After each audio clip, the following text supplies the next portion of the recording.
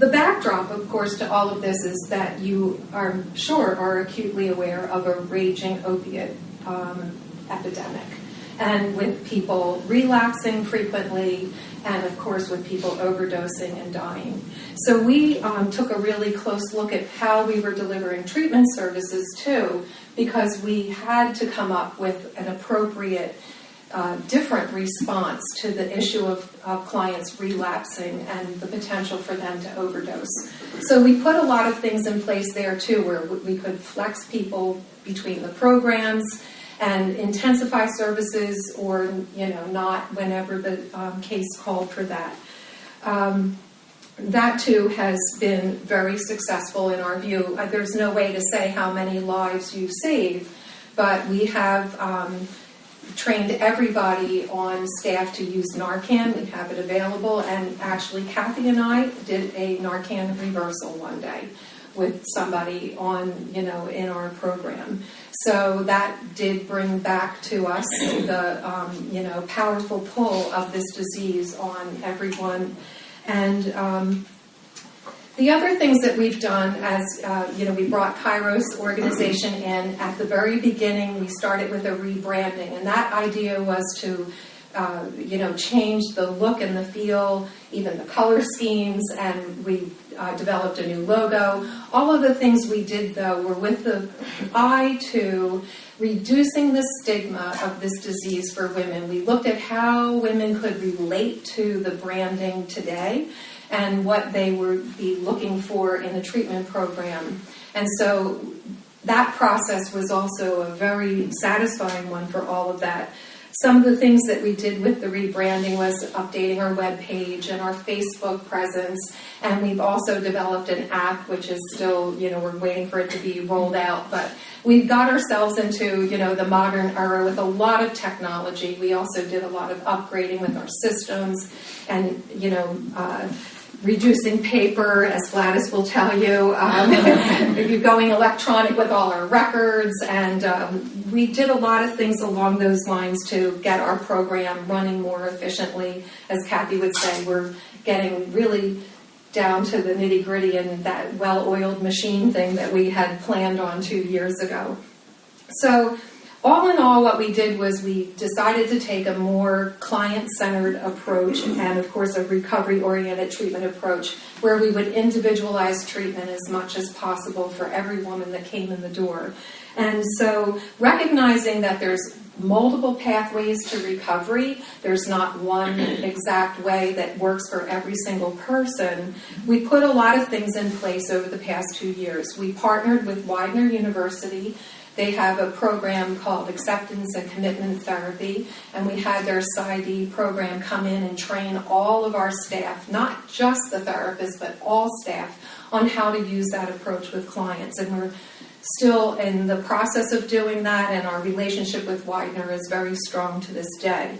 We had a therapist go to school to become a yoga therapist, and she's been doing body work with our clients, and she also does something called emotional freeing technique. A lot of these things are very physical ways to help people get past trauma. And we have a criminal justice track because a lot of our women come to us from drug court and from parole.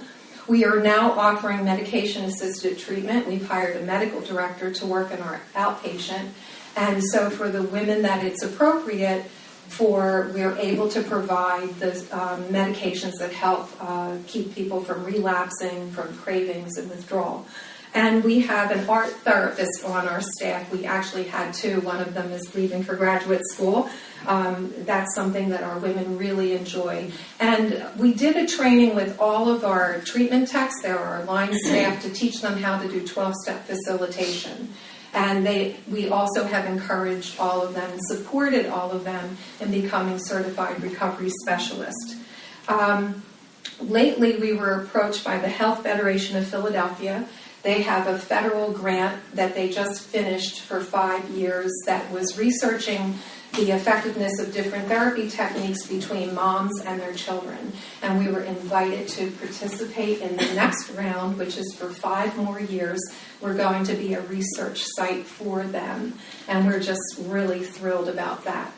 So we've worked a lot with our partners, Drug Court, Children and Youth. We work collaboratively with them so that they are seen by our women as instrumental in helping women obtain recovery and keep in recovery rather than them being barriers. One of the things that is a big goal for our program is to keep families together or to work on reunification plans for moms that have lost their children to their addiction. So our Family House, of course, is very much involved in that, and that's where the therapists from this federal research project will be embedded. And our social service department, of course, is very strong. As you probably know if you were on the board before, we have a very, very good social service program here where we help our women with employment and housing and other issues that are barriers to them moving on from treatment and re-entering the community. So here we are in our new outpatient building. We finished the building, seems like a year ago now, and then again it doesn't. But we are licensed by the Department of Drug and Alcohol Programs in Pennsylvania to provide 3 levels of outpatient care in this building. That's outpatient, intensive outpatient, and a partial day program. And we're fully ready. We're all set to go. We're just kind of waiting on a few last contracting issues, and then we're going to open our doors, and we do expect to be about as full as we are now in our residential programs. So with this new treatment program, outpatient, we're going to be able to give women the full range of medical, therapeutic, and social services that they need to stay in recovery. So for women who leave our program as residential clients and stay in the community, our hope is that they'll continue to come back and engage in our outpatient. So I just want to leave you with a message which I hope that everyone will embrace. The message is that addiction is an illness, it's not a crime, and it's not a weakness.